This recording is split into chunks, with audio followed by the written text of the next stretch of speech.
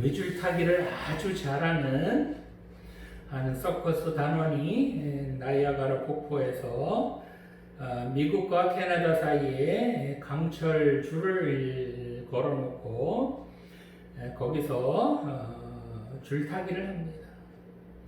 많은 사람들이 모여서 손에 땀을 쥐면서 이 사람이 줄타기하는 모습을 구경하고 있었습니다. 이 사람이 이리 건너오고 저리 건너가고 하면서 시종 여유 있는 모습을 보이자 많은 사람들이 박수갈채를 보냈습니다. 그러다가 이 서커스 단원이 사람들 앞으로 와서 누가 내 어깨 위에 올라타겠습니까? 내가 한 사람을 어깨에 메고 이 줄을 건너 보겠습니다. 라고 말을 합니다. 사람들은 서로를 쳐다볼 뿐 누구 하나 선뜻 나서는 사람이 없었습니다. 그때 한 꼬마 소년이 나요 하면서 손을 들면서 앞으로 나왔습니다. 이 단원은 그 소년을 어깨에 태우고 이쪽 끝에서 저쪽 끝까지 갔다가 다시 돌아왔습니다. 이 모습을 보고 사람들이 더 많은 박수를 보냅니다. 나중에 사람들이 그 소년에게 물어보았습니다. 얘야, 너 겁나지 않았니? 어떻게 그런 용기를 낼 수 있었니? 그러자 그 소년이 이렇게 대답했다고 합니다. 나는 하나도 무섭지 않았어요. 왜냐하면 저분이 바로 내 아버지거든요. 이렇게 대답했다고 합니다. 요즘 우리를 정말 많이 힘들게 하는 것이 있습니다. 바로 코로나 바이러스로 인하여 고통을 당하고 또 죽어가는 사람들도 많다는 겁니다. 아무리 건강한 사람이라도 이 코로나 바이러스에 걸리면 나는 죽지 않는다라고 장담할 사람은 없습니다. 뿐만 아니라 이 코로나로 인하여 경제적으로도 너무너무 어려워졌다는 겁니다. 소상공인은 물론이거니와 대기업들까지도 정말 힘들다라고 아우성입니다.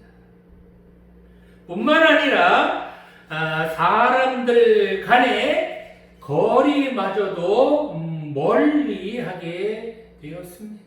그래서 학교 문도 닫았고 교회도 온전히 예배드리지 못하고 있습니다. 이처럼 눈에 보이지도 않는 그런 작은 코로나 바이러스로 인하여 불안하고 초조한 이 상황에서 우리는 누구를 의지해야 할까요? 이 불안함과 초조함, 이런 것들을 어떻게 해결해야 할까요? 본문에서 이 시편 저자가 성전이 무너진 것을 안타까워하는 것을 본다면 아마도 이 시편 저자는 바벨론의 포로로 끌려간 고라 자손 중에 한 사람일 것으로 학자들은 추정을 합니다. 이 시편의 저자가 누구이든 간에 한 가지 분명한 사실이 있습니다. 그것은 이 저자가 본문에서 아주 몹시 낙심하고 있다는 겁니다. 마음이 불안하고 지금 무서워 떨고 있습니다. 뿐만 아니라 마음까지 상해 있다고 고백합니다. 자, 이처럼 이 시편 기자는 왜 불안해하고 낙심할까요? 이 시편 기자가 느끼는 그런 불안함과 초조, 그 낙심은 어디로부터 왔을까요? 오늘 본문을 통해서 지금 코로나 바이러스로 우리들도 이렇게 불안하고 초조한데 이럴 때에 우리가 어떻게 하는지 살펴보면서 함께 은혜를 나누고자 합니다. 자, 첫 번째로 인간이 낙심하는 것은 바로 전능하신 하나님을 잃어버렸기 때문입니다. 본문 말씀 1절에서 2절 말씀 보겠습니다. 하나님이여 사슴이 시냇물을 찾기에 갈급함 같이 내 영혼이 주를 찾기에 갈급하니이다. 내 영혼이 하나님 곧 살아계시는 하나님을 갈망하나니 내가 어느 때에 나아가서 하나님의 얼굴을 배울까. 아멘. 자, 이 시편 기자는 자기 눈앞에 있는 암담한 그 현실을 앞에 두고 지금 낙심하고 있습니다. 그는 바벨론의 포로로 끌려간 그런 상태에 있습니다. 그래서 하나님을 마음껏 섬길 수 있었던 예루살렘에서의 그 행복한 삶을 통째로 빼앗겨 버리고 지금 바벨론에서 그렇게 고통을 당하고 있습니다. 이 바벨론은 예루살렘과는 달리 하나님을 만나고 싶어도 하나님을 만날 성전이 없습니다. 하나님께 기도드리고 싶어도 포로로 잡혀간 상황이었기 때문에 기도하기도 쉽지는 않습니다. 하나님의 얼굴을 뵙고 싶지만 그때가 언제인지 기약도 없습니다. 이 시편 기자는 점점 더 하나님에 대한 갈급함으로 목이 바짝바짝 말라갑니다. 그런데 주변에 있는 사람들이 이 시편 기자를 그냥 두지 않습니다. 네 하나님이 있긴 어디 있어? 하나님이 너를 버렸나 보다. 네 하나님은 너를 구원할 힘도 없고 능력도 없는 볼품없는 신인가 보다 라고 빈정거리고 야유까지 합니다. 이런 비아냥을 들으면서도 이 시인은 이런 어려운 상황을 벗어날 아무런 방법도 없고 대책도 없습니다. 이런 정말 힘든 상황, 어려운 상황을 빨리 벗어나서 고국으로 돌아가고 싶은데 그 어떤 소망도 보이지는 않습니다. 그러니 지금 이 시편 기자가 얼마나 답답하겠습니까? 현실에 처해 있는 그 상황 가운데서 자꾸 절망과 불안이 엄습하고 또 엄습합니다. 그래서 사슴이 시냇물을 찾기에 갈급함 같이 주님을 찾아 나서봅니다. 그런데 이 시편 기자가 하나님을 찾을 수 있었을까요? 하나님을 만날 수 있을까요? 도대체 하나님은 어디에 계실까요? 이스라엘 지역은 건기가 되면 비가 거의 안 와서 물을 구하기가 참으로 힘들다고 합니다. 이 시편 기자는 그렇게 바짝 가물어 있을 그때에 사슴 한 마리가 목이 너무 말라서 물을 찾아 다니는 것을 보았습니다. 이 사슴이라는 동물은 머리에 열이 많기 때문에 물을 마셔야 그 열을 식힐 수 있다고 합니다. 그런데 이 사슴은 지금 물을 마시지 못해서 목이 마르고 혀가 바짝바짝 타들어갑니다. 머리는 열이 나서 견딜 수가 없습니다. 그래서 이 사슴은 죽을 힘을 다해서 물을 찾아봅니다. 이 사슴은 지금 물을 찾으면 자신이 살 수 있지만 물을 찾지 못하면 죽고 마는 것입니다. 그러니 얼마나 절박하겠습니까? 다른 것이 눈에 들어오겠습니까? 물을 찾을 때까지 이 사슴은 쉴 수도 없었을 것이며 물을 찾을 때까지 멈출 수도 없을 것입니다.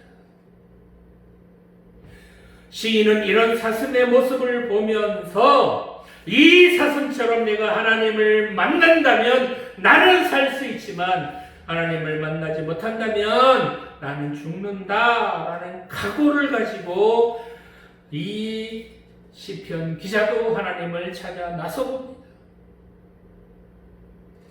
본문에서 시냇물이라는 단어는 아무리 가뭄이 심해도 마르지 않고 1년 내내 흐르는 풍성한 물이 흐르는 그런 시내를 말합니다.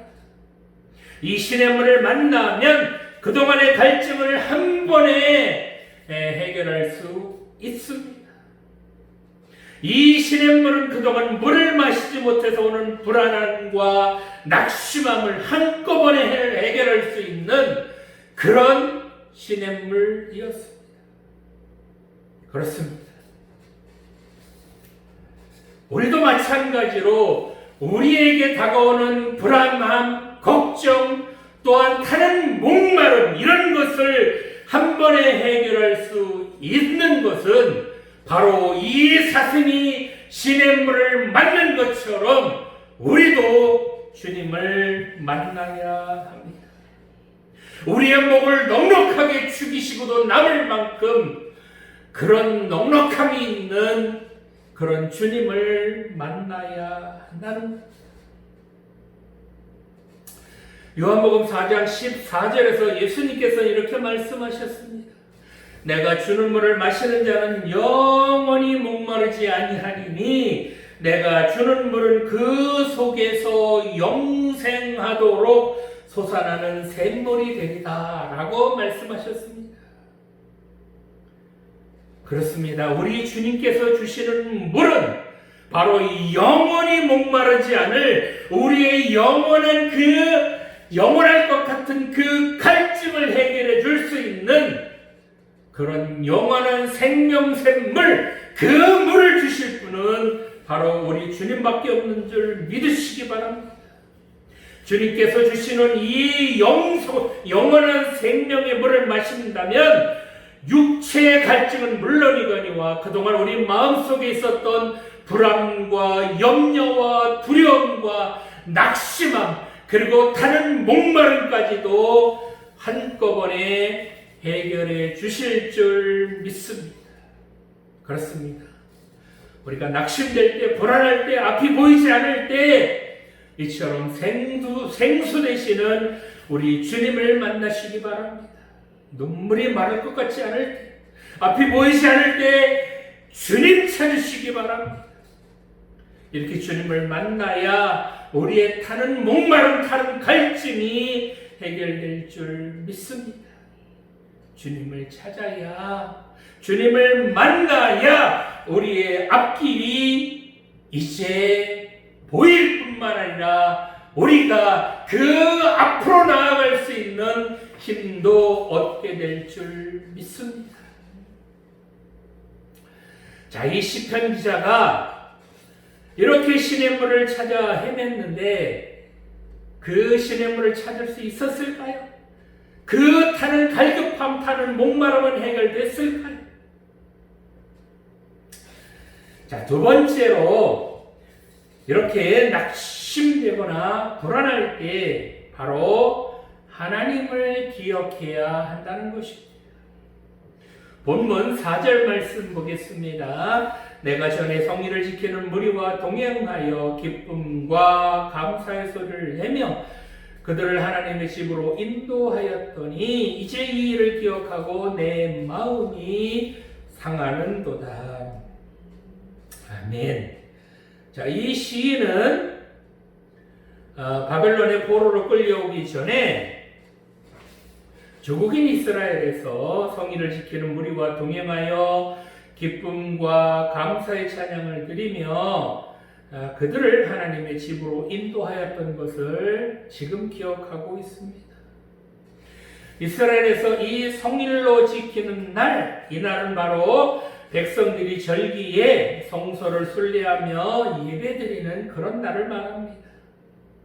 이 날에는 모든 악기를 동원하여 하나님께 찬양드리고 풍성한 음식을 나눠 먹으면서 하나님의 이름을 찬양하며 춤추고 즐거워하는 날, 그날이 바로 이 성일이었습니다. 지금 이 시인은 그때를 생각하며 마음이 상해 있습니다. 여기 4절 끝에 나오는 마음이 상하다라는 표현은 마음이나 영혼이나 생명이 다 쏟아져서 소멸되는 것과 같은 그런 아픔을 표현하는 그런 단어입니다. 즉 고국했을 때는 성일에 하나님을 찬양하고 예배드리면서 너무 기쁘고 즐거웠는데 지금은 이렇게 포로로 잡혀있는 이 상황에서는 그렇게 하나님께 예배드릴 수 없기 때문에 죽을 만큼 마음이 너무너무 아프다고 고백하고 있습니다. 이 시편 기자는 지금 예배드릴 수도 없고 하나님을 찬양할 수도 없는 그런 아주 딱한 처지에 놓여 있는 것이 분명합니다. 이처럼 이 시인은 예배드릴 수는 없지만 하나님 찬양할 수는 없지만 지금 이 시인이 딱 한 가지 할 수 있는 것, 그것은 바로 이전에 하나님을 만난 그 감격, 하나님께 예배드리면서 하나님을 찬양하면서 그렇게 뜨거운 눈물 흘리며 감격했던 지난날의 그 기억을 되새기면서 지금 이 고난을 견디고 있다는 겁니다. 현재 지금 이 시편 기자는 하나님의 이름을 부를 수 있는 그런 형편은 못 되지만 하나님께서 주신 은혜를 기억하면서 언젠가 다시 하나님께 예배드리며 찬양 드릴 수 있는 그런 날이 오기를 희망하며 지금 포기하지 않고 있다는 겁니다. 은혜 주신 그날, 하나님을 처음 만난 그날을 되새기면서 다시 또 하나님께서 그날을 주시기만을 간절히 기다리고 또 기다리고 있습니다. 그렇습니다. 우리도 힘들고 지칠 때, 낙심하고 불안할 때 그 언젠가 주님을 만나서 감격하고 눈물을 흘리던 그때로 돌아가야 합니다. 살아계신 하나님을 만난 감격 때문에 기뻐하며 콧물을 흘리던 그때를 생각하며 다시 하나님을 기대해야 합니다. 이런 믿음으로 하나님을 기다린다면 다시 우리 신앙 회복하여 주실 줄 믿습니다. 새로운 힘도 물론 주시겠지요.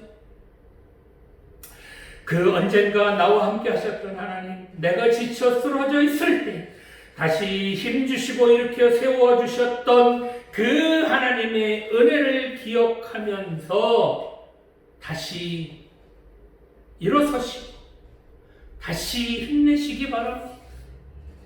시편 37편 7편 말씀을 보면 7절 말씀을 보면 여호와 앞에 잠잠하고 참고 기다리라 라고 말씀하셨습니다. 하나님의 은혜를 생각하며 지금 나에게 닥쳐온 이 고난을 참고 또 참고 기다린다면 하나님께서 반드시 회복시켜 주실 것을 믿으라는 것입니다. 갈라디아서 6장 9절에서도 우리가 선을 행하다가 낙심하지 말지니 피곤하지 않으면 때가 이름에 거두리라 라고 말씀하셨습니다. 하나님을 만난 그 감격, 그 뜨거운 눈물을 기억하면서 하나님의 은혜를 정말 낙심하지 않고 기다린다면 하나님의 때에, 하나님의 시간에 우리를 다시 회복시켜 주시어서 하나님을 다시 만날 수 있도록 우리에게 은혜 내려주실 줄 믿으시기 바랍니다. 아무리 코로나 바이러스가 우리를 힘들게 할지라도 우리가 낙심하지 않고 참고 기다리고 또 기다린다면 여호와 라파 되신 하나님께서 속히 이 코로나 바이러스를 치료해 주시어서 회복해 주실 것을 믿으시기 바랍니다. 마지막으로 우리에게 다가온 이 낙심, 이 절망을 극복하려면 바로 하나님께 소망을 두어야 한다는 것입니다. 본문 5절 말씀 보겠습니다.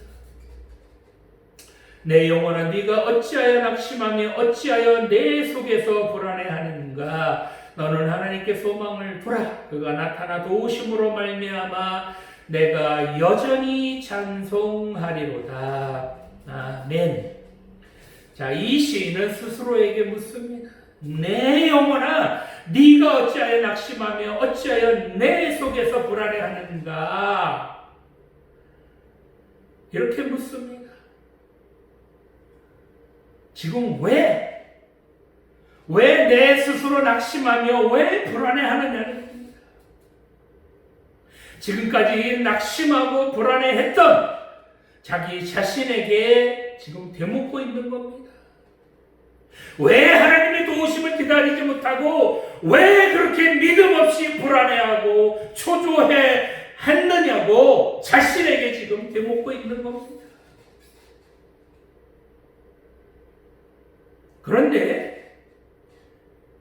그런데 좀 이상한 점이 있습니다. 이렇게 질문할 때에 이 시편 기자를 낙심시켰던 그런 모든 요소들은 아직 그대로 남아 있습니다. 그를 비난했던 모든 사람들은 아직도 주변에서 여전히 이 시편 기자에게 비방과 욕설을 퍼붓고 있습니다. 그런데 이렇게 전혀 변화되지 않은 상황에서 어떻게 너 왜 믿음 없이 행동했니?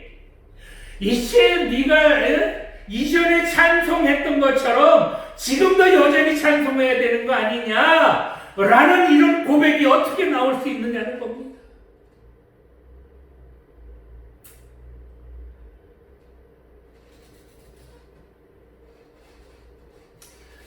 그런데 이 시는 지금 뭐라 그래요?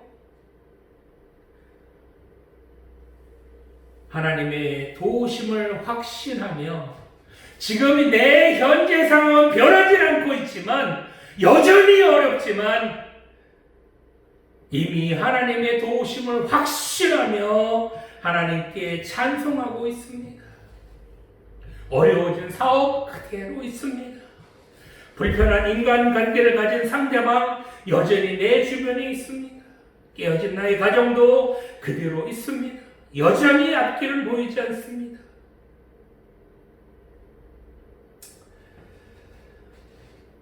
우리를 힘들게 한 코로나 바이러스 언제 물러갈지 알 수 없습니다.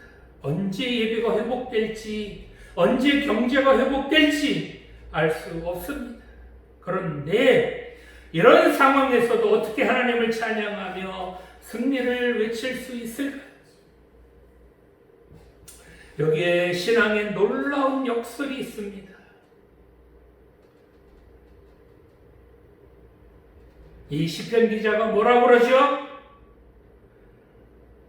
바로 이렇게 어려움, 이렇게 자기를 낙심하게 하는 모든 것들, 그런 요소들, 그런 원인을 찾아보니까 그 원인이 바깥에 있었던 것이 아니라 바로 자기 자신에게 있었다는 겁니다. 그렇습니다. 우리 앞에 닥친 문제, 그런 문제들은 바로 나에게부터, 내 자신에게부터 문제가 있었기 때문입니다. 그런 문제들 밖에서 찾으면 안 됩니다. 문제가 바로 나에게 있었기 때문에 나에게 닥친 문제의 답도 바로 내 안에 있습니다. 내 안에 문제가 무엇이 있었는지, 나한테 어떤 문제가 있었는지 거기서부터 시작해야 합니다. 과연 내가 하나님만을 붙들며 살았는지, 과연 내가 하나님만을 의지하고 살았는지를 되돌아보아야 한다는 겁니다. 하나님의 은혜, 하나님께서 주신 그 은혜만을 바라며, 하나님 그런 은혜 왜 나에게 나에게는 안 주시느냐고 불평하고 원망하는 것이 아니라, 모든 문제의 근원이 나에게서부터 있었다는 것을 깨닫고 내가 하나님 앞에 바로 서 있었는지를 먼저 살펴보았다는 겁니다. 정말 내가 하나님만을 붙들고 있었는지, 하나님만을 바라보고 있었는지를 되돌아보아야 한다는 겁니다. 나 자신에게만 갇혀서 하나님을 바라보지도 못할 뿐만 아니라 하나님을 인정하지도 못하는 그런 나는 아니었는지 되돌아보아야 한다는 겁니다. 하나님보다는 세상을 더 의지하고 있지는 않았었는지 나 자신을 되돌아보아야 한다는 겁니다. 요즘 코로나 때문에 교회에서조차 온전히 예배드리지 못하고 있습니다. 동영상이나 인터넷으로 예배드리고 있지만 이것도 온전한 그런 예배는 아닙니다. 이렇게 예배드리지 못하게 된 것이 그동안 우리가 하나님께서 기뻐하실 만한 그런 예배를 온전히 드리지 못했기 때문은 아닌지 되돌아봐야 할 것 같습니다. 예배 시간에 하나님께 드려야 할 영광, 하나님께 드려야 할 찬양보다는 세상적인 것들, 그런 것들로 가득한 그런 예배는 드리지 않았는지 되돌아봐야 합니다. 그동안 우리가 하나님께 어떤 예배를 드렸는지 각자 되돌아보시기 바랍니다. 이 코로나 바이러스를 통하여 온전한 예배, 그동안 잘못 드려졌던 그런 예배를 다 폐하시고 이제부터라도 온전한 예배를 회복하시려는 하나님의 간절한 뜻은 아닌지 깊이 생각해 보시기 바랍니다. 이 시인은 지금 물을 찾지 못해서 갈급해하고 있습니다. 아니, 하나님께서는 이렇게 목말라 하는 사람에게 그냥 얼른 물을 주시면 되는 거 아닐까요? 본문 1절 말씀을 보면 하나님이여 사슴이 시냇물을 찾기에 갈급한 같이 내 영혼이 주를 찾기에 갈급하니이다. 이렇게 되어 있는데 이 구절을 히브리어 원어로 보면 이렇게 번역할 수 있습니다.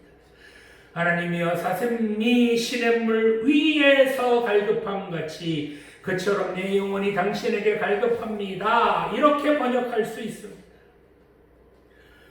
히브리어 원어로 보면 물 위에서, 즉 on water나 또는 앞에서 in front of water라는 의미만 있고 찾는다라는 그런 의미는 없습니다. 즉 지금 사슴이 지금 물 위에 서 있고 지금 자기 앞에 물이 있다는 겁니다. 자, 사슴이 지금 어디에 있다고요? 자기가 지금 어디 위에 서 있다고요?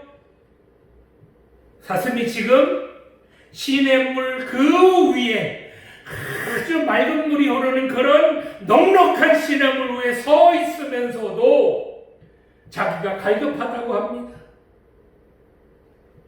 이 말은 사슴이 서 있는 곳이 자신의 목마름을 충분히 해결할 수 있는 그런 넉넉한 물 위에 서 있음에도 불구하고 그런 물이 있다는 것을 깨닫지 못해서 타는 목마름, 그것을 여전히 간직한 채 물을 마시지 못하고 있다는 겁니다. 자기 발이 그 물속에 잠겨 있음에도 불구하고 그곳에 물이 있는지 발견하지 못해서 나 목말라 죽겠어요, 물 좀 주세요 라고 지금 소리 지르고 있다는 겁니다.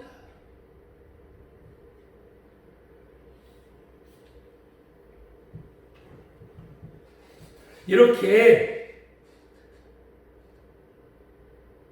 넉넉한 물 위에서 자기가 충분히 마시고 남을 만한 그런 물 위에서 물을 달라고 소리소리 지를 때에 하나님께서는 어떤 생각이 드실까요? 아니 네가 물 달라고 해서 내가 물 있는 곳에 너 데려다 주었잖아. 지금 네가 밟고 있는 곳이 다 네가 충분히 목의 그 갈증을 해결하고도 남을 넉넉한 물이 지금 네 밑에 있잖아. 이렇게 하나님께서 대답을 하셔도 이 시인은 아니 하나님께서 그렇게 자기 발밑에까지 물을 가져다가 주셨을지라도 이 시인은 그런 하나님께서 주신 물을 발견하지 못하고 있습니다. 자, 그렇다면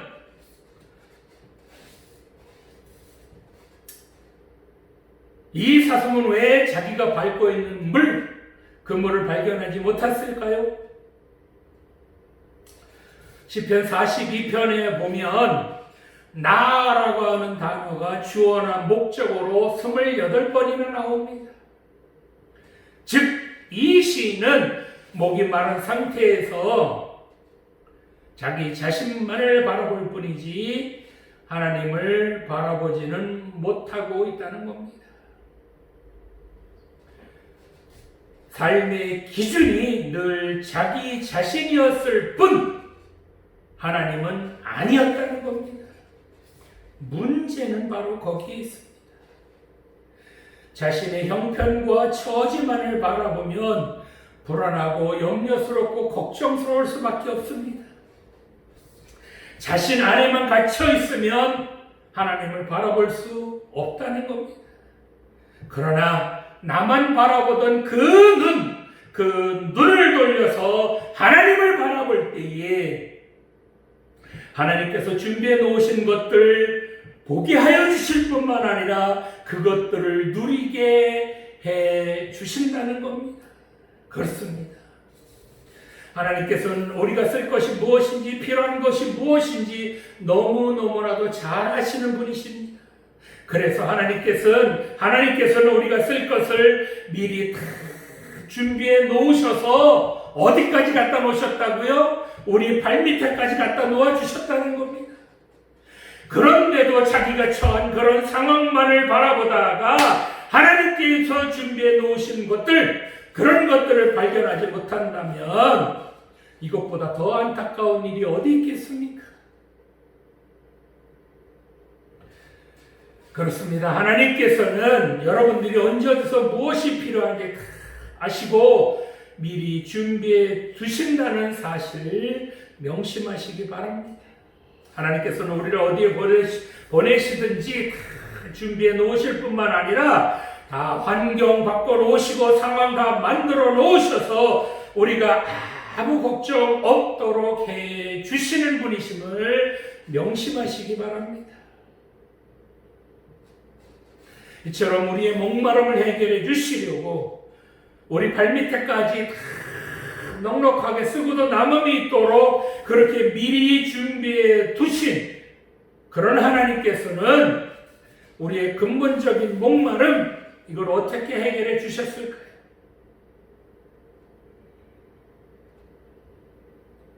하나님의 아들이신 우리 예수님께서는 늘 죄에 찌들어 있는 우리들, 구원받을 수 없는 우리들에게 영원히 목마르지 않을 그런 생수를 주시기 위하여 어떻게 하셨을까요?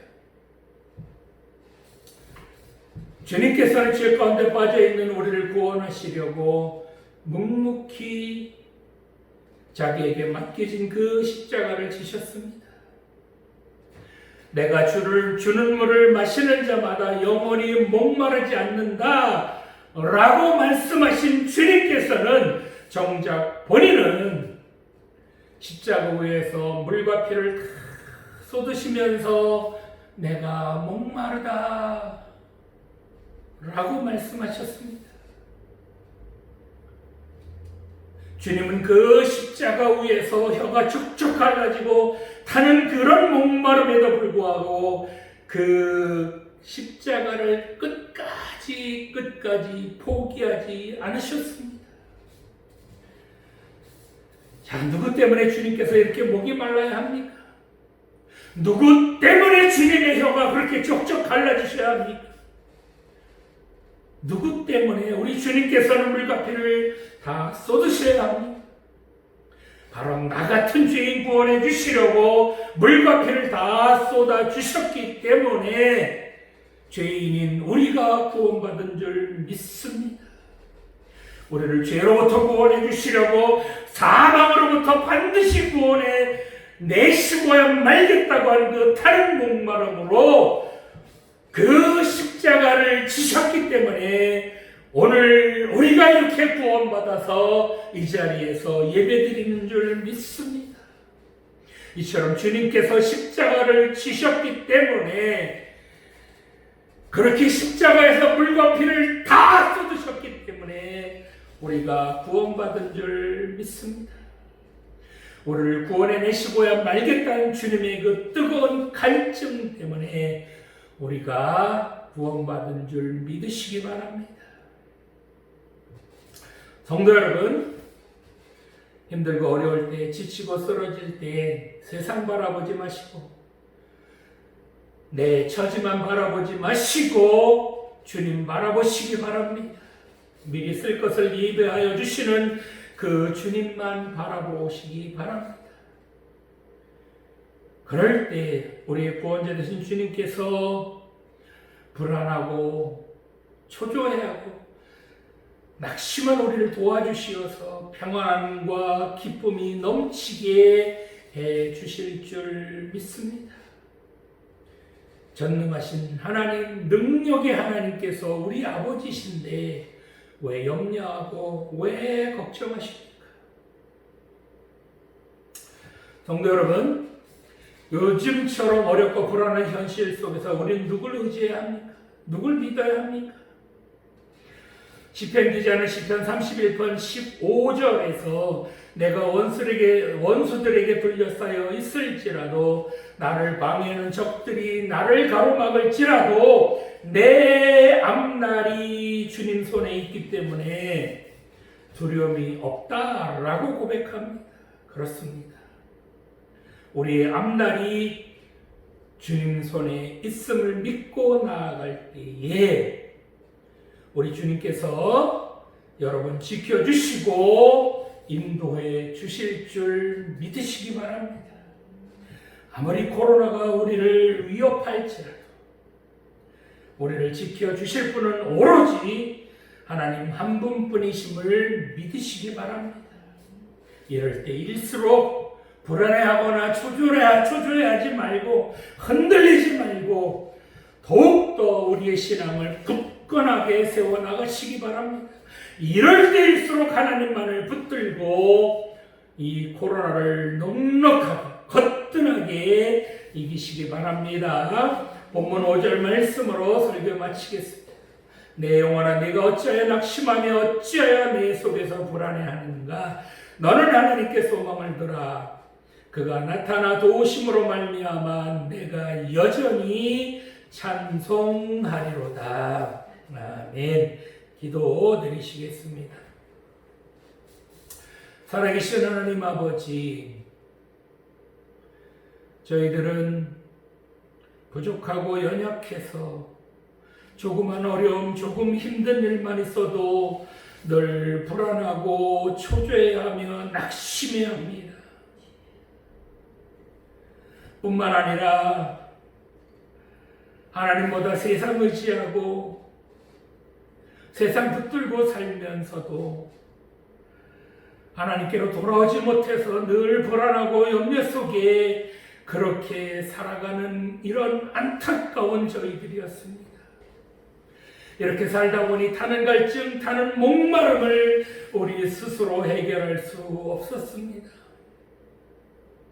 살아계신 하나님 아버지, 우리의 이 타는 목마름, 타는 갈증을 해결해 주실 분은 오로지 우리 하나님 한 분밖에 없는 줄 믿고 살아가게 하여 주시옵소서.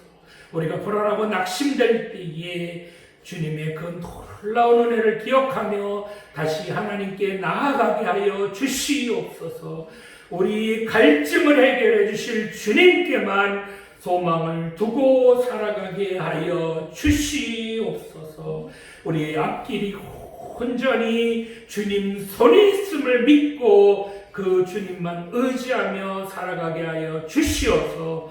이 코로나도 너끈히 이기게 하여 주시옵소서. 감사드리며 예수님 이름으로 기도드립니다.